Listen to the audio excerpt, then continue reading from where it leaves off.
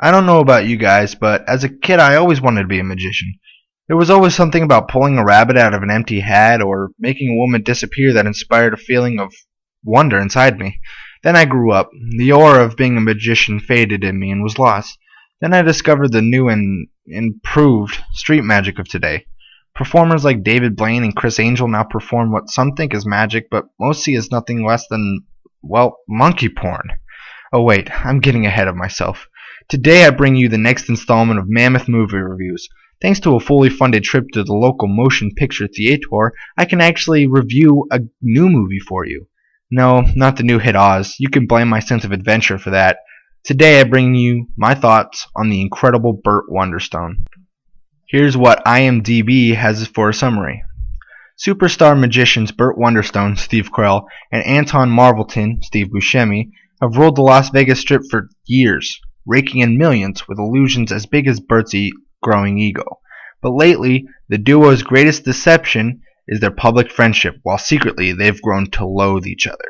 Facing cutthroat competition from guerrilla street magician Steve Gray, Jim Carrey, whose cult following surges with each outrageous stunt, even their show is starting to look stale.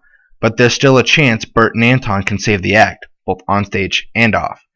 If only Bert can get back in touch with what made him love magic in the first place. So, yeah, I don't have much to say about this title, but I'll do my best to satisfy your lust for amazing, or should I say, incredible movie reviews. Bert Wonderstone is what I refer to as an title. It doesn't do much to really wow me, but on the other hand, it also doesn't do much to make me want to vomit in my mouth.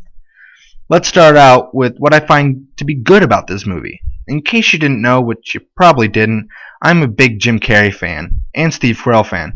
I enjoyed all their movies from the Ace Ventura series to the number 43, all the way to the 40-Year-Old Virgin and The Office, the American version.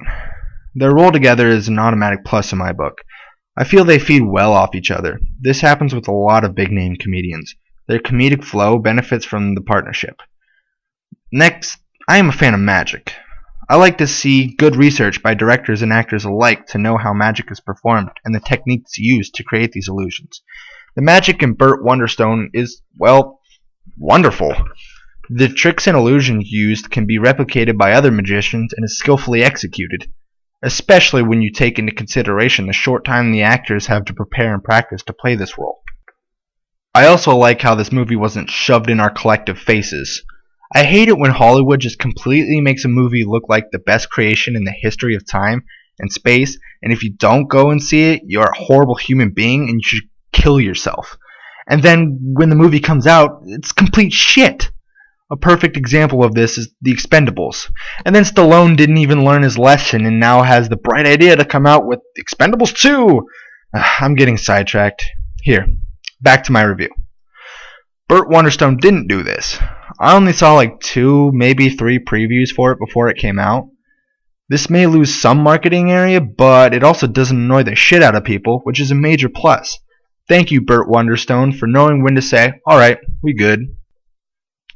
Well, that's about it. Not much else to say.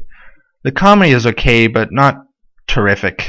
You would think with a partnership of Steve Carell and Jim Carrey, you would have a funny-ass movie, but Bert Wonderstone has its moments, but all around it was a mediocre comedy. It saddens me that I didn't have the opportunity to laugh on Control B in the theater. Maybe I'm being too hard on the rating, but it's my opinion, so whatever. Now that we're in this depressive mood, let's move on to the low points of Bert Wonderstone. The overall flow of the movie is bad. I think the writers should have worked harder on the plot to bring a more constructed story to the table. I would have liked to see more of Jim Carrey. He was a main character, but wasn't included in much of the movie.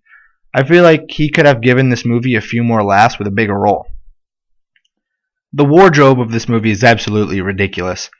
Maybe this was planned to be ridiculous to emphasize the effect of Las Vegas show business on performers, but still, I mean, look at this. Terrible. Finally, Steve Carell doesn't fit this role. He looks like a French whore with his makeup, and he doesn't make a good pompous asshole. We can leave that role for Kobe. Sorry, Lakers fans, but someone had to say it.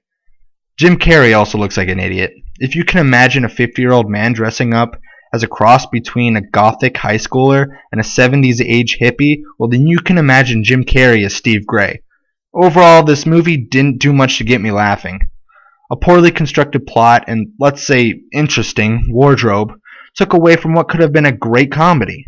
So, no, Bert, my card wasn't the Six of Hearts, and you get a 3 out of 5 stars. So, yeah, that was kind of short. I figured this would happen, so I'm going to do something kind of random. First time I'm doing it, but it's going to happen. I'm going to list off what I watched on TV this week for you guys. Maybe you go check out some of the stuff. Maybe if you haven't heard of it, I don't know. But this is what I watched on TV this week. Sports Center. The March Madness Tournament. The Jeselnik Offensive. The Ben Show. Highly Questionable. Law-Abiding Citizen. Sports Nation. Scarface. Louie. And I watched some Aussie Rules football today. So that's what I watched on TV this week. Check it out. So lastly, I'm going to do this segment, which I'm probably going to do every time I make a movie review now. I'm going to give you a Netflix gem.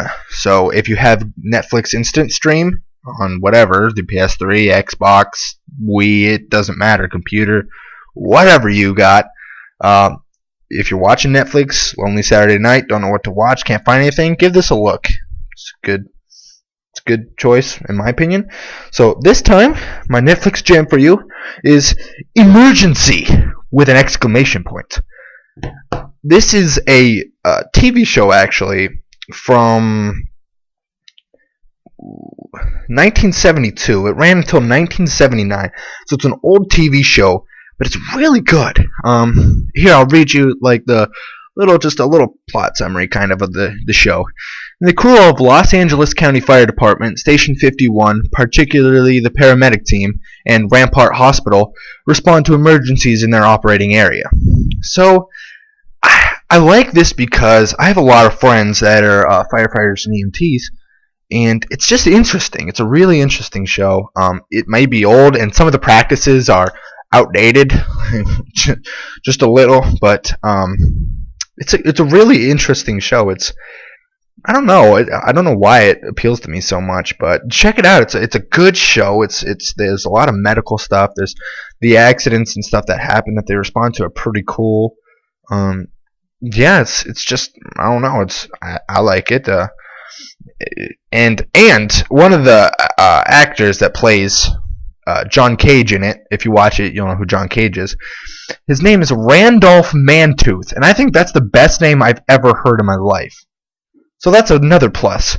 So if you're on Netflix, don't know what to watch, give that look, Emergency with an exclamation point at the end. It's a great TV show. Yeah, so thanks for watching, guys.